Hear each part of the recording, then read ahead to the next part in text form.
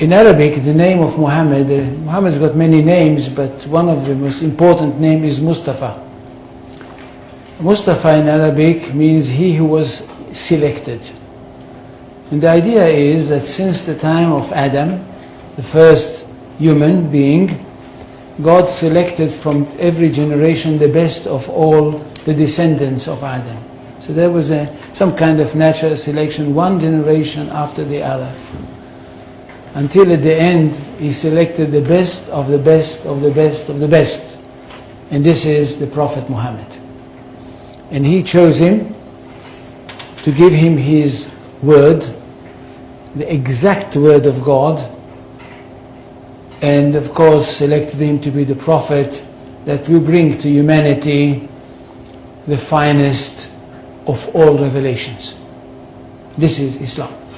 That we are talking about a culture which is highly rich, highly interesting, and highly rewarding. And that's what the most important thing.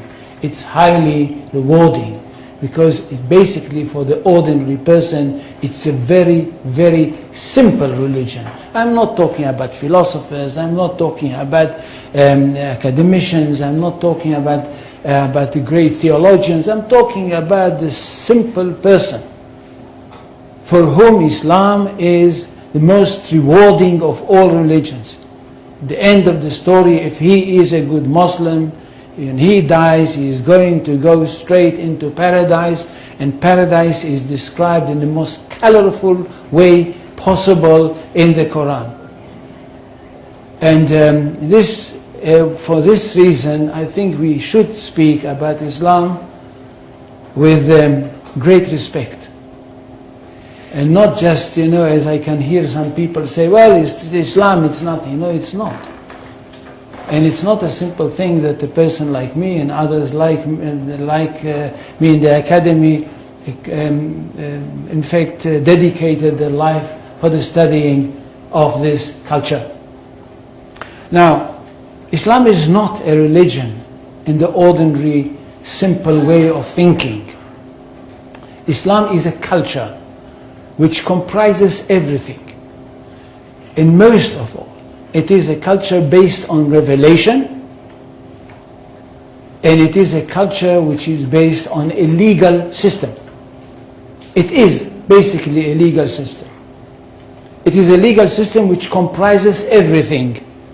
It comprises the life of the individual, it comprises the life of the society, it comprises the state.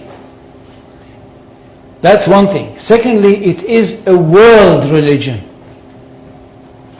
It's not like Judaism, which is not a world religion. It is connected with the chosen people and it's only for them. And it's not connected with the territory of the world, it's connected with one small country. Islam is a world religion connected with the world, and it wants to establish world order. For Islam, the whole world is one state. And all the people of the world are those people who live in this one state. Now when Muhammad came with this idea, the words came from God to him.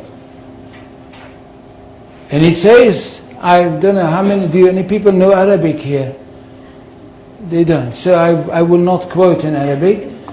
In Surah 61, verses 11-13, we hear that God sent Muhammad with the true religion, with the right message, with the right path, in order that it should overcome all the other religions.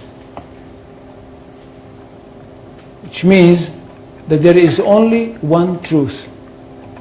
Jews and Christians, which are called the people of the book, had once their own truth, but they were not a very good custodians, and they falsified their books. That's why Allah had to send another prophet, a modern prophet, that should bring the last word of God and the only word of God to humanity. This is the Quran. Nothing can be superior to it. And because of that, this religion is regarded to be one that stands on top of everything else. In Arabic, they say, Al-Islam ya'lu wa la yu'la alayhi. Islam is superior, nothing can be superior to it.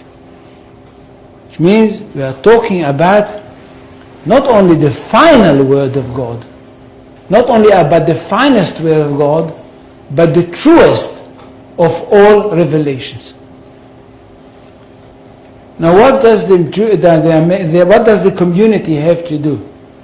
The community of the believers, those people that were lucky enough to have their hearts open and to have accepted the call of the Prophet Muhammad.